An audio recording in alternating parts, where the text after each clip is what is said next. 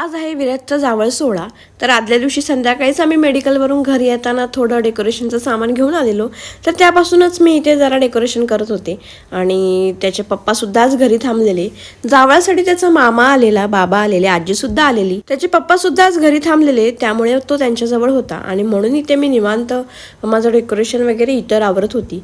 आणि जावळ काढायच्या आधी इथे बघा मी त्याची मस्त अशी शेंडी बांधलेली केसांची आणि काही फोटोज व्हिडिओज वगैरे घेतले त्याचे. आणि इथे बघा मी असं साधं सिंपल डेकोरेशन केलेलं आहे. आणि मम्मी आलेली तर एकीकडे ती स्वयंपाकाचं बघत होती, त्यामुळे मग हे सगळं मला आवरता आलं.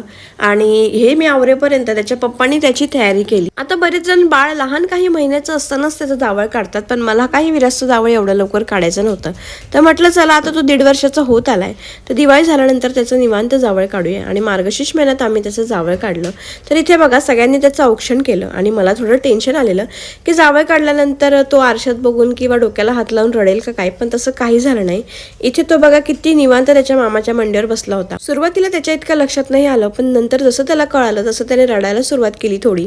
पण त्याच्या पप्पाने मामाने त्याला फिरवत फिरवत शांत केला. आणि जो दादा जावळ काढण्यासाठी आला होता तर त्याने सुद्धा अगदी विराजच्या कलाने त्याचं एकदम हळूवारपणे जावळ काढत होता.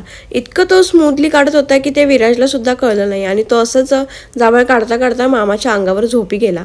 त्यानंतर मग त्याला झोपवलं आणि इथे त्याच्या मामाला आणि जो दादा जावळ काढण्यासाठी आला होता तर त्यांना रीतीप्रमाणे कपड्यांचा मान केला आणि त्याच्या मामाने सुद्धा त्याला नवीन ड्रेस आणला होता. तर अशा प्रकारे विराजचा जावळ सोहळा मस्तपणे पार पडला. त्यानंतर आम्ही सगळ्यांनी मिळून जेवण केले. आणि हो, तुम्ही माझ्या मिनी व्लॉग्सला खूप चांगला प्रतिसाद देत आहात, त्याबद्दल तुम्हा सर्वांचे खूप खूप आभार. चलो बाय.